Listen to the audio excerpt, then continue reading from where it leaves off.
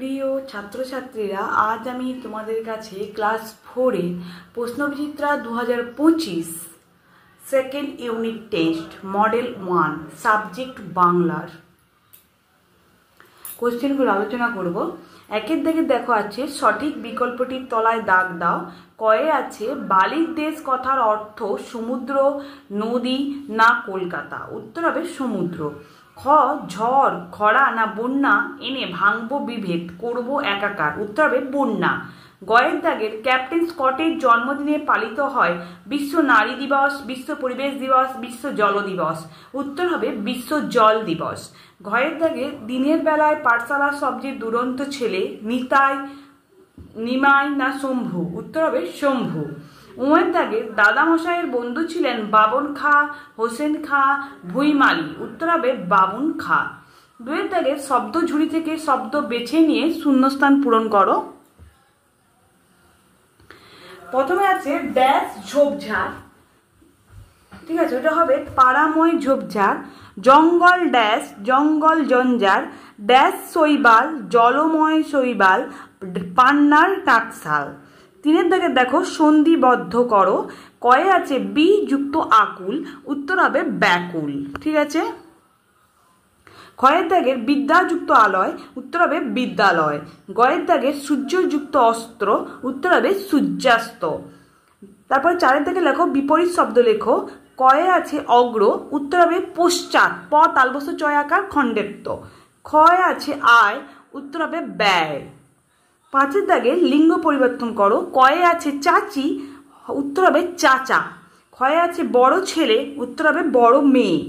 ছয়ের দাগের বাম দিক ও ডান দিক ডাক টেনে মেলাও। বাম দিকের এ আছে পোলাপান, তার সঙ্গে মিলবে হচ্ছে ডান দিকের ছেলে মেয়ে। ক্ষয়ে আছে দঙ্গল, তার সঙ্গে হবে মিলবে দল। গয়ে পাঠশালা, তার সঙ্গে ডান দিকে মিলবে হচ্ছে বিদ্যালয়। ঘয়ে আছে তুষার, তার সঙ্গে মিলবে হচ্ছে বরফ, ঠিক আছে। তারপরে দেখো বলছে সাতের দাগের পরপর সংখ্যা বসিয়ে ঘটনাগুলোকে ক্রমানুক্রমে সাজাও, ঠিক আছে।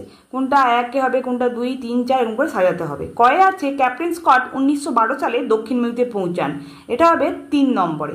ক্ষয়ে 1903 সালে স্কট ইংল্যান্ডে ফিরে আসতে বাধ্য হলেন। এটা হবে 1 নম্বর। গয়ে হবে 1910 সালে ক্যাপ্টেন স্কট দক্ষিণ মেরুর উদ্দেশ্যে যাত্রা শুরু করেন। এটা হবে 2 নম্বর।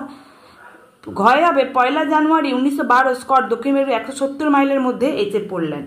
তো সেটা হবে 4। তাহলে তোমাকে সাজালে ক্ষয়েরটা হবে 1, গয়েরটা হবে 2, কয়েরটা হবে 3 আর ঘয়েরটা হবে 4, ঠিক আছে। তারপর দেখো 8এর দাগের কয় বলছে অ্যাডভেঞ্চার বলতে কি বোঝো। যেটা উত্তরটা দেখো আমি উপরে লিখে রেখেছি। অ্যাডভেঞ্চার বলতে বোঝায় উত্তেজনাপূর্ণ এবং রোমাঞ্চকর অভিজ্ঞতা, যা সাধারণত ঝুঁকিপূর্ণ এবং অপ্রত্যাশিত ঘটনার সম্মুখীন করে, ঠিক আছে।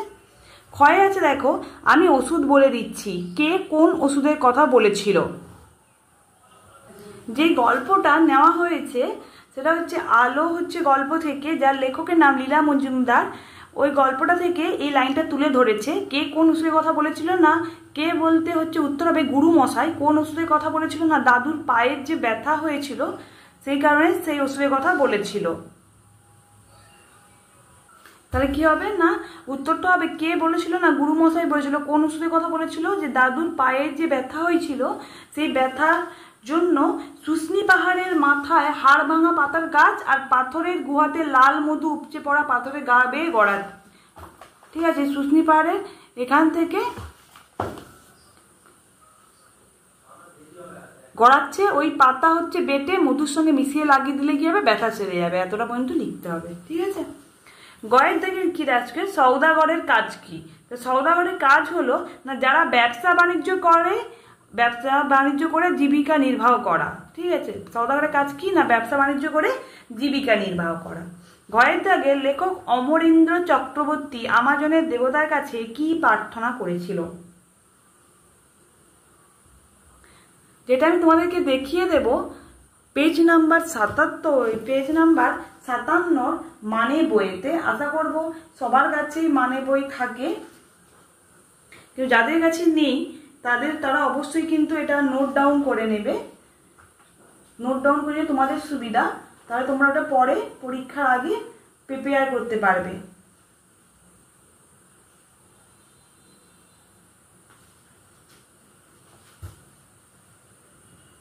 এই দেখো এখানে আছে পেজ নাম্বার 57, এই যে বোতর কাছে আগন্তুক ছেলেটির নীরব প্রার্থনাটি কি ছিল, এখান থেকে এতটা পর্যন্ত লিখলেই হবে।